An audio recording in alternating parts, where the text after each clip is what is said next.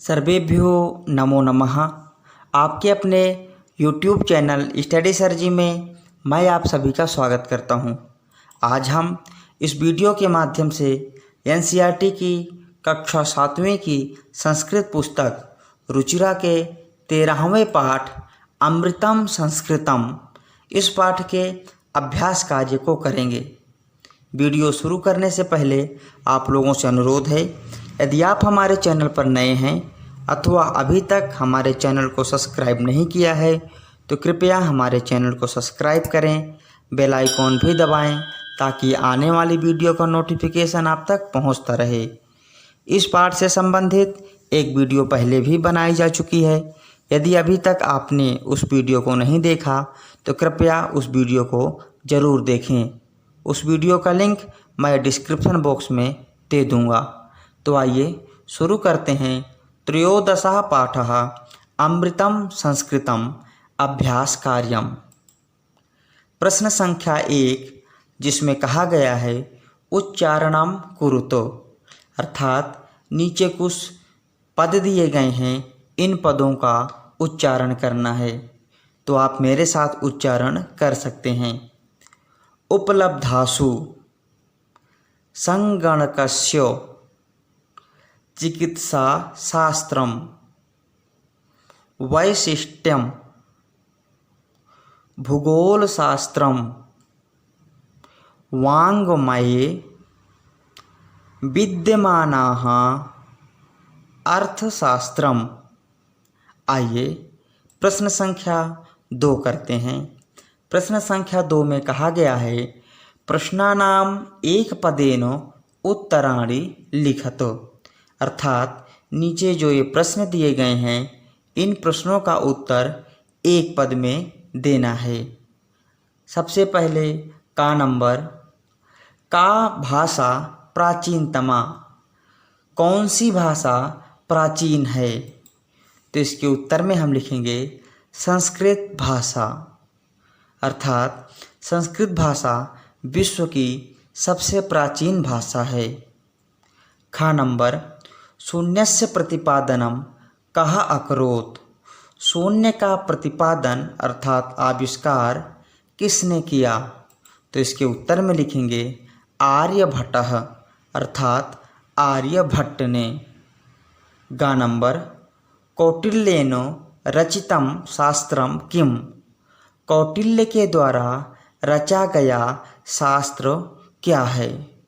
तो इसके उत्तर में हम लिखेंगे अर्थशास्त्रम, अर्थात कौटिल्य के द्वारा अर्थशास्त्र की रचना की गई। घा नंबर, कस्याः भाषायाः काव्य सौंदर्यम अनुपमम, किस भाषा का काव्य सौंदर्य अतुलनीय है? तो इसके उत्तर में हम लिखेंगे संस्कृत भाषायाः, अर्थात संस्कृत भाषा का। और आखिरी प्रश्न है काः अभ्युदयो प्रेरयन्ति, कौन आगे बढ़ने के लिए प्रेरित करती हैं? तो इसके उत्तर में हम लिखेंगे संस्कृतेः विद्यमानाः सूक्तयः, संस्कृत भाषा में विद्यमान सूक्तियाँ। आइए प्रश्न संख्या 3 करते हैं। प्रश्न संख्या 3 प्रश्नानाम उत्तराणि एक वाक्येन लिखत, अर्थात नीचे जो प्रश्न दिए गए हैं इन प्रश्नों का उत्तर एक वाक्य में लिखना है। सबसे पहले प्रश्न संख्या का, संगणकस्य कृते सर्वोत्तमा भाषा का, कंप्यूटर के लिए सबसे अच्छी भाषा कौन सी है? तो इसके उत्तर में लिखेंगे संगणकस्य कृते सर्वोत्तमा भाषा संस्कृतम अस्ति, अर्थात कंप्यूटर के लिए सबसे उत्तम भाषा संस्कृत है। खा नंबर, संस्कृतस्य वाङ्मयं कैः समृद्धम अस्ति, संस्कृत भाषा का साहित्य किनके द्वारा समृद्ध है? तो इसके उत्तर में लिखेंगे संस्कृतस्य वाङ्मयं, संस्कृत भाषा का वाङ्मय वेदैः, वेदों के द्वारा, पुराणैः, पुराणों के द्वारा, नीतिशास्त्रैः, नीति शास्त्रों के द्वारा चिकित्सा शास्त्रादिभिश्च और चिकित्सा शास्त्र के द्वारा समृद्धम अस्ति अर्थात समृद्ध है। गा नंबर संस्कृतम किम शिक्षयति, संस्कृत भाषा क्या ज्ञान देती है। तो इसके उत्तर में लिखेंगे संस्कृत मूलभूतेषु आत्मवत् व्यवहारं कर्तुम संस्कृतम शिक्षयति। जो संस्कृत भाषा है सभी लोगों के प्रति आत्मवत् व्यवहार करने की शिक्षा देती है। घा नंबर अस्माभिः संस्कृतं किमर्थं पठनीयम्, हम लोगों के द्वारा संस्कृत भाषा क्यों पढ़ी जानी चाहिए। तो इसके उत्तर में लिखेंगे अस्माभिः संस्कृतम अवश्यमेव पठनीयम, हम लोगों के द्वारा संस्कृत अवश्य ही पढ़ी जानी चाहिए।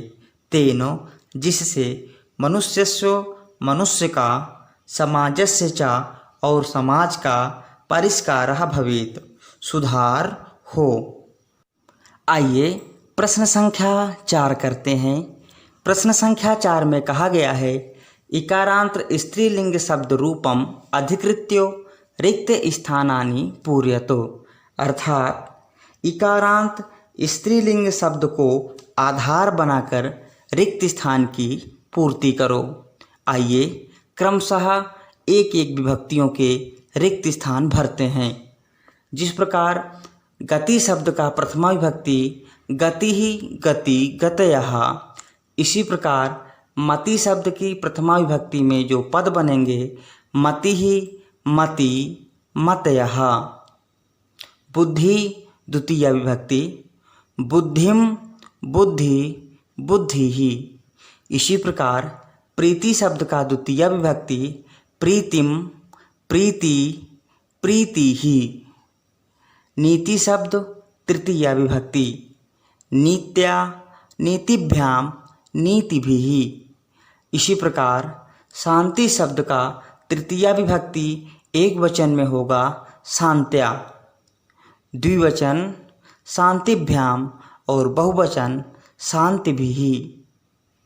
मति शब्द चतुर्थी विभक्ति मत्यैः मतये मतिभ्याम मतिभ्यः।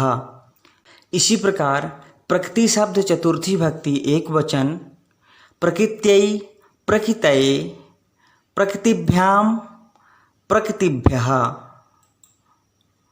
कीर्ति शब्द पंचमी विभक्ति कीर्त्याः कीर्तेः कीर्तिभ्याम कीर्तिभ्यः। इसी प्रकार गीति शब्द पंचमी विभक्ति एक वचन गीत्याः गीते, द्विवचन गीतिभ्याम और बहुवचन गीतिभ्यः।